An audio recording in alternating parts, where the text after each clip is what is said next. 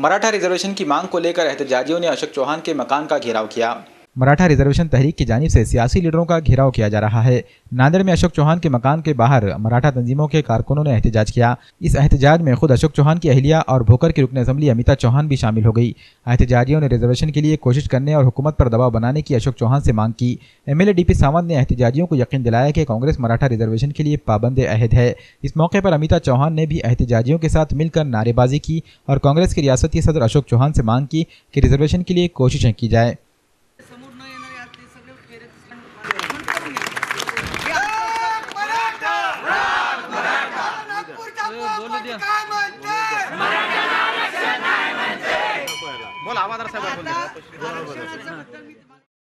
तुम्ही आज जे उतरले आहेत तुमच्या मनात गावामध्ये सगळे 15 पोरं एकत्र झाले की सगळ्यांकडून घेऊन आपल्या मुलांना शाळेत पाठवायला पाहिजे, शिकलं पाहिजे।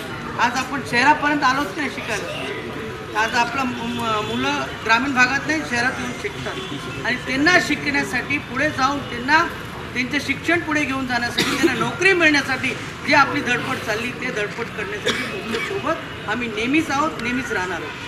तर तुम्ही लोक शांततेने जर करत असाल तर आनंदाची गोष्ट उगाच आत्ताच आज 15-20 दिवस लोकांना जेलमध्ये काढलं। वाईट वाटतं, चांगले घरचे आहेत, वाईट खूप वाटतं की त्यांना मार पडली। पोलिसांना त्यांचं काम करायचं होतं आणि ते मारताना पोलीस हे बघत नाही की हा कोण आहे ते कोण, ते जे आलं की ते कधी कधी आम्हालाही वाटतं की ते दंड घेऊन आम्ही मारावं। मला परत राजकारण करायचं नाही, पण जे सत्य आहे ते आपल्यासमोर गेलं पाहिजे आणि मराठा समाजातल्या छोट्यातल्या छोट्या गरीबातल्या गरीब माणसापर्यंत हे सत्य पोहोचलं पाहिजे।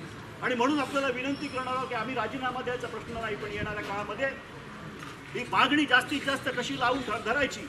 आजच नाही, गेल्या 10 वर्षापासून मी सक्रिय प्रत्येक याच्यामध्ये मी भाषण केलेलं आहे की मराठ्यांना आरक्षण मिळालं पाहिजे।